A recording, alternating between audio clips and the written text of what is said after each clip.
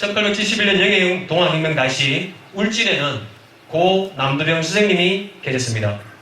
혁명가 이필재 선생님과도 친분이 두터웠고 그래도 일강연이 있었던 분입니다.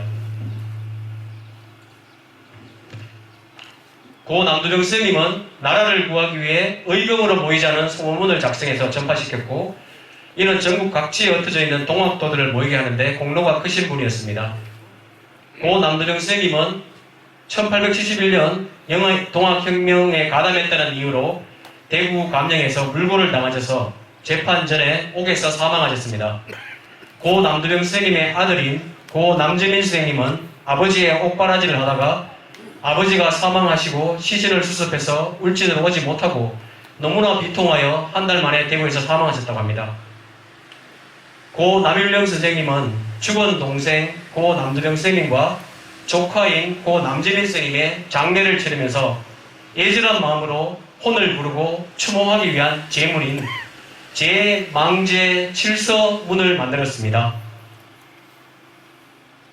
제망제 칠서문에는 동생과 어릴 때부터 자라면서 있었던 이야기와 추억, 동생이 일찍 사망한 것에 대한 비통함과 그리움 등 너무나 심금을 울리는 이야기로 가득 차 있습니다. 오늘 어렵게 시간을 내주신 분이 계십니다.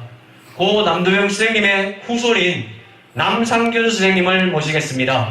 남상균 선생님은 현재 울진에 거주 중이시며 울진 메아리 항일 독립정신 선양의 사무국장으로도 활동하고 계십니다.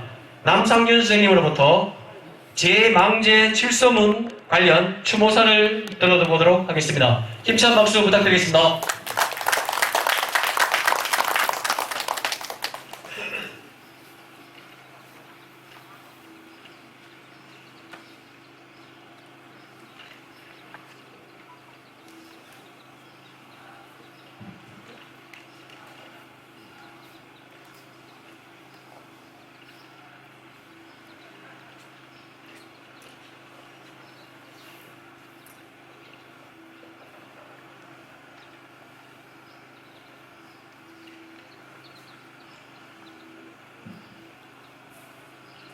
안녕하십니까. 저는 1871년도 영해 동학혁명 당시 소모문을 짓고 혁명에 가담하셨던 고 남특자병자 어른의 후손으로 현재 울진군 묘하면 금메리에 살고 있습니다. 이 어른의 호는 미촌이고 자는 칠서입니다. 앞으로 제가 미천공으로 부르겠습니다. 우선 영해 동학혁명 150주년을 추모하는 이 자리에 참석하게 된 것을 매우 뜻깊게 생각하면서 우리 집안에 전해오는 옛 어른들의 가슴 아픈 이야기가 있어 잠시 소개할까 합니다. 이 제문은 대구 감영에서 옥사하신 미천공과 그의 아드님이신 제자 민자 어른의 애달픈 죽음에 대해 형님이신 일자병자 어른이 지은 장례식 제문입니다. 1871년 3월 10일 혁명 후 울진 집으로 피신하신 미천공은 한 달 만인 4월 9일 포졸들에 체포되어 대구 감영으로 압송이 됩니다. 5월 18일 옥사하시기까지 약 40여일간 혹독한 고문을 받으며 그 어른은 소위 이별시라고 불리는 시한수를 적어 울진의 형님인 만이공에게 보냅니다. 내용이 꽤 길지만 생략을 하고 이별시부터 제가 읽어보겠습니다. 자료하고는 조금 맞질 않습니다. 도중에 생략을 했기 때문에 참고해서 보시기 바랍니다. 자교의 무문 40춘이요 40되도록 알려진 바 없는 것이 부끄러운데 말레 무설 중전신이라 뒤늦게 포석으로 몸이 묶여 감옥에 갇혔다네. 천금불사 개허 이런만 천금이면 죽지 않는다는 말 모두 흔히라지만 삼목능생 유기인이리요 옥에 갇혔다가 살아난 이들이 몇이나 될까요?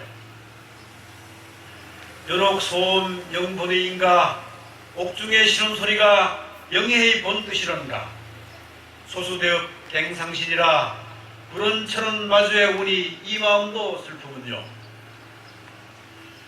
나지 형제 중법을 하니 어찌 형제로 태어나 차마 중간에 이별하리요 원결 타생 차세인이라 후세의 형님과 그 인연 다시 잊고 싶어라.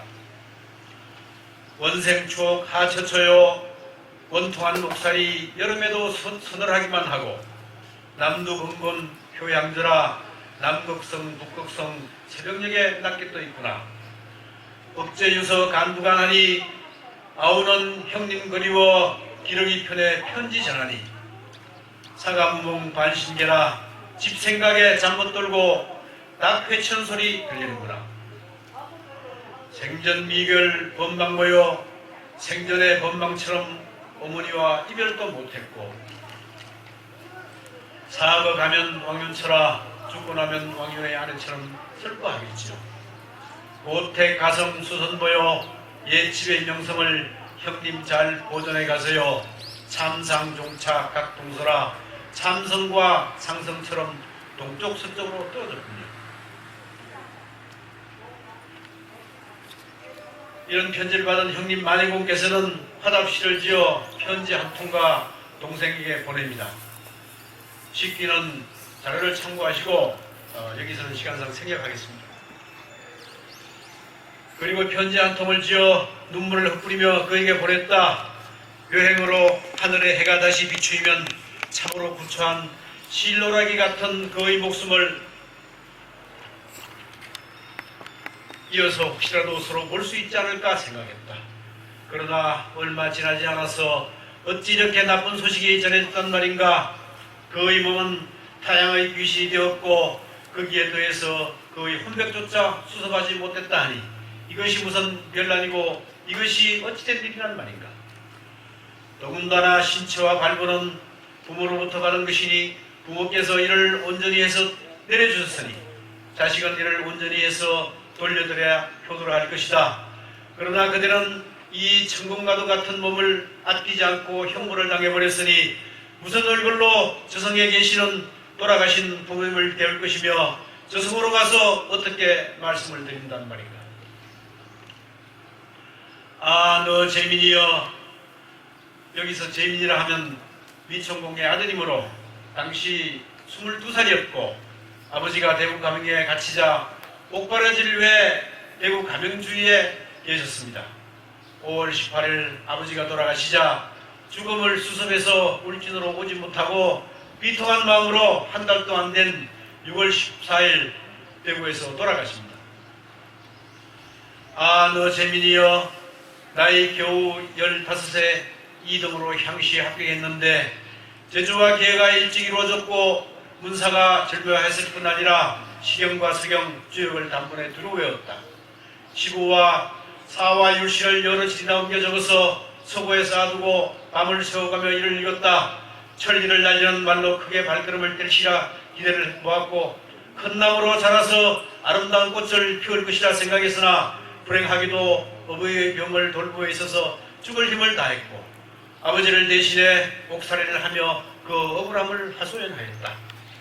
그 정신이 어떤 때에도 아버지의 죽음을 잘 수습해 연습을 하고 한편으로는 너희 어머니에게 만지정서 편지를 보내니 피눈물이 줄줄 흘렀는데 한 달이 되기도 전에 그것 때문에 숨을 거두고 말았다. 이것이 무슨 병구며 이것이 무슨 일이라는 말인가. 조물주가 시기를 많이 해서 그렇게 된 것인가. 그대 부자간에는 필시 이러한 이치는 없는 것임에도 이러한 화를 갑작스럽게 당하고 보니 무슨 연고 때문인지 도무지 알 수 없다. 아, 나는 얼마 살지 못할 사람으로 정신이 모두 상실되어 이렇게 흑덩이처럼 지내고 있어서 무덤으로 나아가지 못했으나 침석에서나마 눈물을 금할 수 없구나. 그리고 항상 그대의 집에 가서는 후생들이 부럼저편으로 달려 있는 기러기와 같은 모습에 가슴 아팠다. 제사는 누가 지내고 술잔을 또 누가 드린단 말인가. 죽으면 흙으로 돌아가고 옛산 두들겨다 무덤을 들여서 만년의 영통을 편안하게 드리니 그대와 같은 신령한 사람이 어찌 저 아득한 무중간에 잠들어 있단 말인가. 옥에 잡힌 날에 무지개가 재앙을 암시했고 동물을 짓던 날에도 가을 눈이 먼저 내렸는데 이는 필시 억울한 기운과 불평한 회포가 길이 주랍주둥에 나와 있어서일 것이다. 오라, 이 세상에서의 삶은 이미 끝이 났다. 그래서 이제는 서로 만나볼 수 없으니 후세에 우리 형제로 다시 만나 이 생에서 못한 인연을 다시 누려보세요. 그리고 어머니께서는 예전부터 갈무리 해두었던 베레 쪼가리 2점을 뒷날에 쉼표로 삼고자 했다네. 그대는 이러한 일을 아는가 모르는가. 아, 슬프도 슬프다. 제문은 이렇게 끝이 납니다. 두 분의 수봉을 수습하지 못하고 장례는 베레 쪼가리로 의관장을 했다고 합니다. 부인 형님이신 마니공께서는 둘째 손자를 재민어른의 아들로 입주시켜 대를 잇게 합니다. 이것은 비록 우리 집안의 이야기입니다만은 말하지 못하고 소리 없이 잊혀져간 죽음들이 얼마나 많겠습니까? 이제 명예동학혁명 150주년을 맞이하는 이 시점에서 보면 자유와 평등 그리고 인간 존엄성을 기치로 일어선 의병들의 희생이 헛되지 않도록 해야 할 것이며 또한 이분들의 혼을 달래는 지론의 시간이 꼭 있어야 할 것입니다.